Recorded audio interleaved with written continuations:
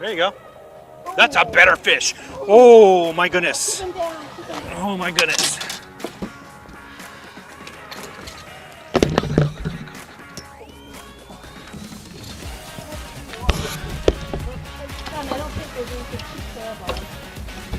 That's a much better fish.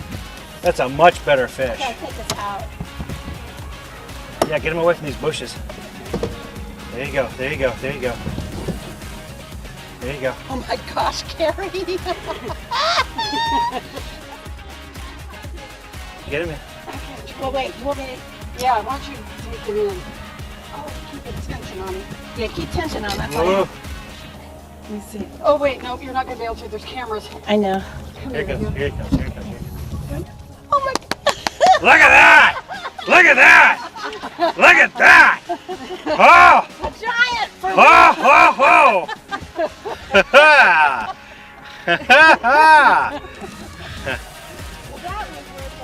She's heavy. Want some pictures of that one, don't you? Oh, yeah. Take one right here.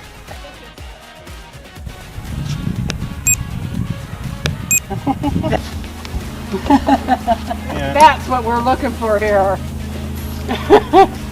That is what we're looking for. Nice, yes. Now you're spoiled. I'm spoiled. You won't want any more dings. Whoa, goodbye. Hey folks, Glenn May here with BassResource.com, and today I want to talk to you about how to be more successful from the back of the boat. Now I know that sounds kind of funny because you're used to seeing me up here in the front of the boat fishing.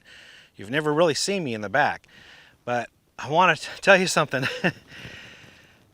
Without going too much into detail, going through college, I had to get everything on my own. I earned everything that I got, and it took a long time to pay off the college loan and get the truck that I needed and the boat that I needed. Long story short, I fished basically as a professional backseater for more than a dozen years. I fished every tournament from the backseat. Anytime I wanted to go fishing at all, I had to call up somebody to take me out fishing. So I consistently fished in the back of the boat for years and years and years, and I did well. There's a lot of tournaments I fished where I placed in the top 10, and I was the only backseater amongst a sea of front seaters that placed in the top 10. Did that a lot. So I learned a thing or two.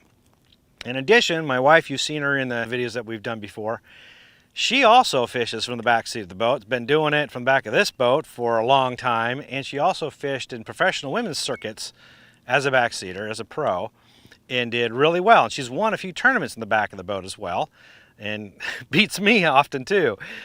She's learned how to do really well in the back of the boat and become very successful. As a matter of fact, she's behind us right now, behind the camera. Say hi, Carrie. Hi. See, so she's always out here fishing with me every time we go out fishing. So she has a lot of experience. So we decided, you know what? Let's put together our minds here and come up with the best tips for fishing from the back of the boat, how to catch more fish. So that's what this is today. So let's start right off. Let's get into it. Number one is be observant. Be observant. If I can say it, sometimes you can do it. So be observant. The key with that, it sounds obvious, but let's dig into that a little bit. It's watching the person in the front of the boat and what they're doing. It's not because you want to learn how to mimic them, and I'll get into that in a minute, but you want to know what they're doing. For example, obviously what bait they're throwing. Are they pitching? Are they flipping? Are they casting? And what targets are they throwing to? You want to know exactly where they're putting that bait because you don't want to throw your bait right back in there. The last thing you want to do is throw the exact same bait the guy in the front's doing and throw them in the exact same spots. He's showing you what's not working, right? Every time he makes that cast, he's not catching a fish. Why throw right back in there where he was? You're not going to catch a fish. You're not going to be as very successful. So you want to be sure not to cast where they just cast. You want to look at their retrieve. Is it a fast retrieve, a slow retrieve? Are they jigging it? Are they pausing it? What are they doing? Is it successful? And if it isn't, then don't do that, right? The front seater is telling you a lot by just being observant. What size weight is he using on his, if he's throwing a plastic worm, what size weight is he using? What kind of line does he have on? All that can matter with the type of retrieve that he's having. What's the gear ratio of the reel? I've done that before. I fished with my partner, and they've had a faster gear ratio than I did, and I didn't know that till I asked them, found out what it was, and then I speed up my retrieve and I start catching fish. So just be really observant from what the front seater's doing. They can tell you a lot without talking to you. Just watch what they're doing and then try to do something a little bit different, and you can be a lot more successful. Along those lines, you want to do something different. And number 2, we're getting to number 2 here. Do something different. Now, if they're going down the bank throwing a crankbait, throw a spinnerbait instead. Okay, I'm not talking about throwing a different color crankbait or a different style of crankbait, but actually throw something different. Throw a crankbait, throw a buzzbait, topwater, something different, and you will go after those fish that he's not attracting. Oh, that sounds kind of weird, doesn't it? Let me explain to you. So, a lot of you have had pets, right? You've had dogs, you've had cats, some of you have had horses. Now, on the onset, a dog is a dog, a cat is a cat, right? Horses are horses. They go out in the pasture and eat. They graze. But after you get to know them a little bit, you learn that each of them have their little quirks, the little idiosyncrasies that give them a personality, right? Some cats, for example, you got that little laser pointer and they cannot stand it and they've got to chase it all over the house. Well, another cat, you point it on the floor and he looks at you like, what? What do you want me to do with this, right? I've learned over the years bass are like that, especially when you're fishing for spawning bass on beds. It seems like every bed you go to, it takes something a little bit different to get that bass to bite. They react to different stimuli to bite. This plays into a role when you're a backseater. When that guy's throwing the exact same bait, in the exact same places, different spots, he's showing you what's not working. If you're throwing something entirely different, say a spinnerbait versus a crankbait, you're now presenting a bait to a whole different set of bass that don't like the crankbait, but may like a spinnerbait, or may like a topwater. Or if he's throwing a jig, you throw a Texas rig plastic. See what I'm going with here? You don't throw in the exact same bait. You're actually targeting a different audience, if you will, and throwing it at different places. So you're now expanding your possibilities of getting bit more often, more frequently. And especially if he's not having any success, the front seater, you know exactly what not to do. So do something different. So doing something different is tip number 2. Tip number 3, you've got to master your casting techniques. Okay, it's not just overhand casting, the accuracy, and also how subtle or the present, when it lands in the water, you want to have soft landing. That's basic one-on-one casting. But there's other ones you need to practice a lot. Flipping and pitching is one of them. You have to get good at flipping and pitching. Accuracy is key, but also the presentation is key. I used to sit in my living room during the winter months when it's snowing outside, watching fishing shows that I'd taped, and I'd pitch under the couch, under tables, under chairs. I would put, plates out there in the living room and see if I can't land it without it bouncing out of the plate, a paper plate. Things like that to practice pitching and flipping over and over and over again. What I learned a lot of times when I was at the back of the boat, there were people I fished with that didn't even know how to flip and pitch. That opens up a huge possibility of options for you to cast to. But there's a lot of them, if you practice like that, you'll be better at them. More accurate, and better presentations than the guy up front. Not only that, but a lot of times when you're in the back of the boat, by nature, it's narrower up front than it is in the back, and a lot of times you're really close to cover when you're in the back than you are in the front, and you don't have that ability to make that overhand cast. You have to make a pitch or a flip in order to get to that cover. You just can't cast it. Otherwise, you go way up in the air and splash way down. Your accuracy isn't very good. So practice flipping and pitching. You're going to become a lot better from the back of the boat. More than a few times I've heard a front seater go, "Where'd that fish come from? I just cast there." Well, you did, but it came crashing down. I have a nice subtle landing, right? So flipping and pitching. Number 2 is learning how to sidearm cast. Okay, sidearm, you can get to angles that the front seater can't get to, especially as you go by or as the target goes behind you. A lot of guys in the front are looking in front of them. They're not looking behind. Or if you're in a tournament, you've got that line, right in the middle of the boat, and the guy in the front can't cast behind you.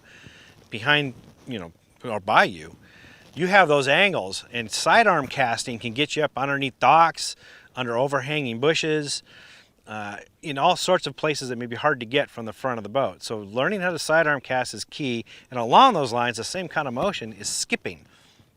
I knew a guy who could skip, man, that bait would skip 9, 10, 15 times before it stopped. It was amazing. I've never been able to be as good as him.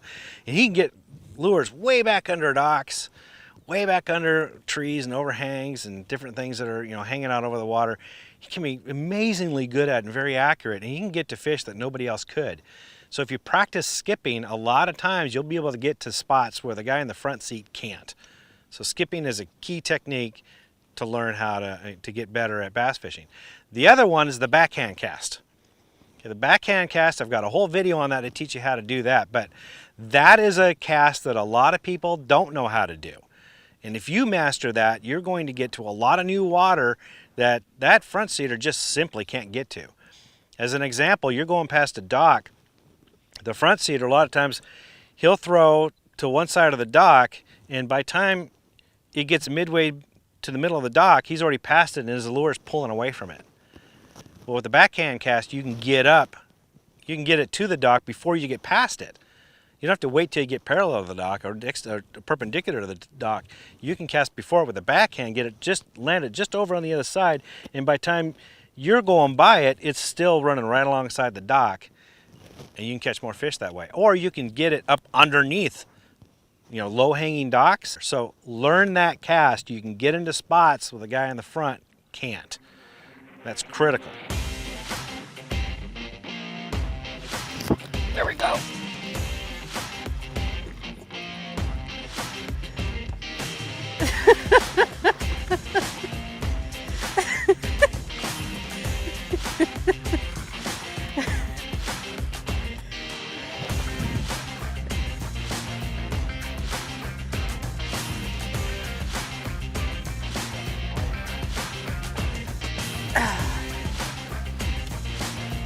Followed it to the boat, caught it.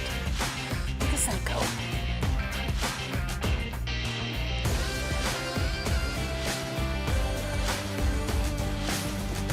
Little buck bass again.